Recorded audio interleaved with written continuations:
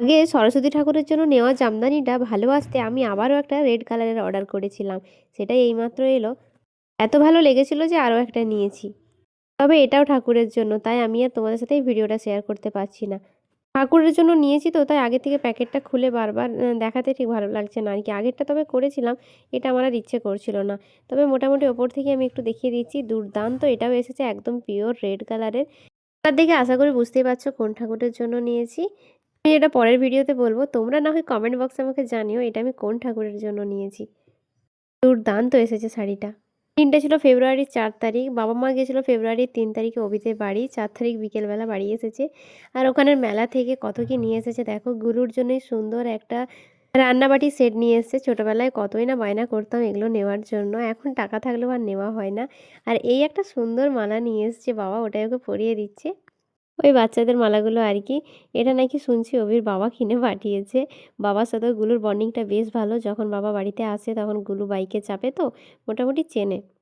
বাবা মা বাড়িতে এসে ড্রেসটাও এখনো চেঞ্জ করেনি, গুলুকে নিয়ে ব্যস্ত। মানে গুলু ছাড়া সবাই একদম অচল।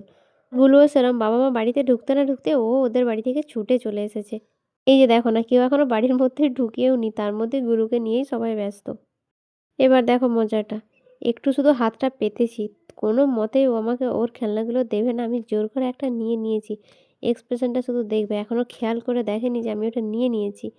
ওর জিনিস নিলে মানে সঙ্গে সঙ্গে অবস্থা খারাপ করে দিবে। এতক্ষণে দেখেছে মুখটা, শুধু দেখো কাঁদবে না রাখবে বুঝতে পারছে না।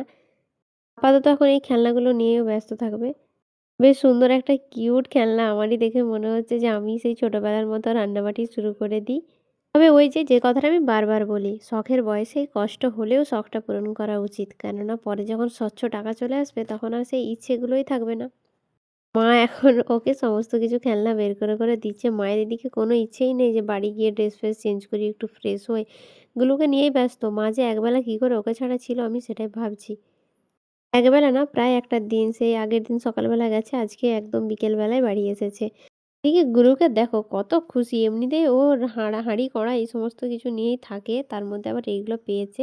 হাঁড়ি কড়া নিয়ে থাকে মানে আমাদের যেগুলো নিজেদের রান্নার ও সেইগুলো নিয়েই খেলতো যখন রান্নাবান্না করা হতো তখন। তার মধ্যে এইগুলো পেয়েছে, আপাতত এখন এইগুলো নিয়েই ব্যস্ত থাকবে। নিয়ে এসেছে আমার দিদি আর দাদা মিলে সবাই জিলিপি খাচ্ছে। বাবা মা নিয়ে এসেছিল জিলিপি।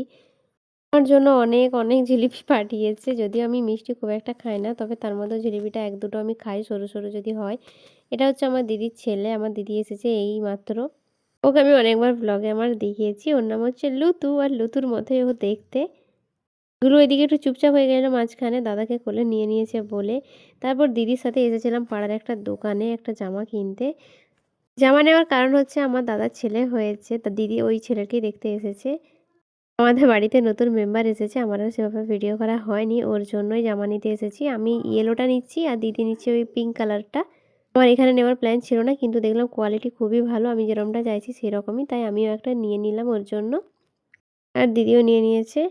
এবার বাড়িতে এসে নিয়ে বসে পড়েছিলাম ফুচকা নিয়ে, যেটা আমার প্রায় দিন চাই। আর গরমকালে তো একটা দিনও মিস হবে না এবারে। আচ্ছা চলো তাহলে আজকের ব্লগ এখানে রাখি। দেখা হচ্ছে পরের কোনো ব্লগে। আজকের মতো আসি, আমি ফুচকা খেয়ে নিই। টাটা।